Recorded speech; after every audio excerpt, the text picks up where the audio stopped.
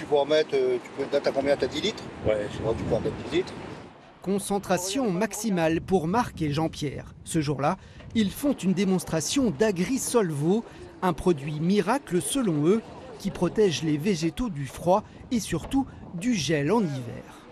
Là, je suis en train de mettre un produit qui est essentiellement composé de sucre naturel, qui va empêcher l'eau qui se trouve sur le végétal de geler jusqu'au moins moins 17 degrés.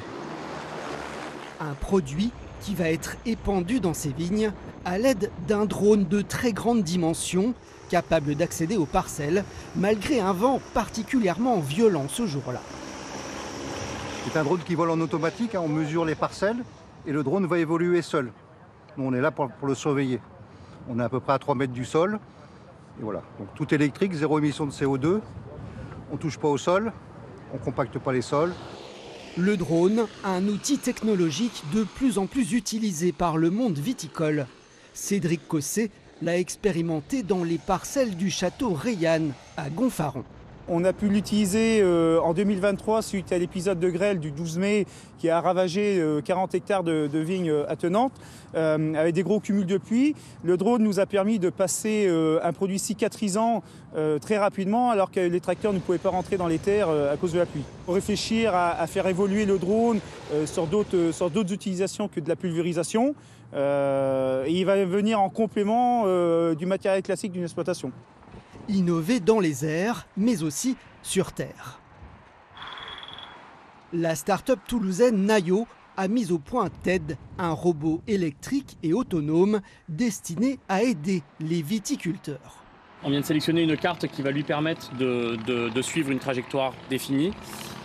Et cette trajectoire, elle va être vérifiée par l'antenne GPS qu'il y a là-haut. C'est ça qui va s'occuper du guidage du robot sur le rang. De manière autonome. De manière complètement autonome. Équipé d'outils spécifiques, il peut désherber les vignes et pallier le manque de main-d'œuvre du secteur. Son prix, plus de 200 000 €. Il peut travailler 20 heures sur 24, c'est un avantage.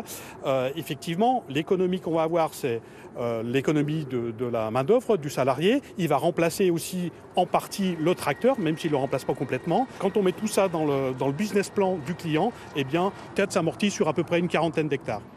Des robots, mais aussi des tracteurs de plus en plus perfectionnés. Exemple avec ce T7 flambant neuf. Ici, le poste de pilotage dispose de 2 écrans numériques et même d'un joystick de contrôle. Et on arrive sur maintenant quelque chose qui est semblable à l'automobile. C'est que même une ampoule qui grille, maintenant on est relié à ça, on le sait, comme une voiture. On n'a plus aucune pédale d'embrayage à toucher, on n'a plus rien. Là, si je tire la poignée, le tracteur s'arrête. On a un confort d'utilisation, tout est à portée de main. Des tracteurs nouvelle génération et hyper connectés. Leurs performances sont centralisées sur cette plateforme et peuvent être suivies en temps réel. Là, on peut voir ici les cartes de consommation de carburant.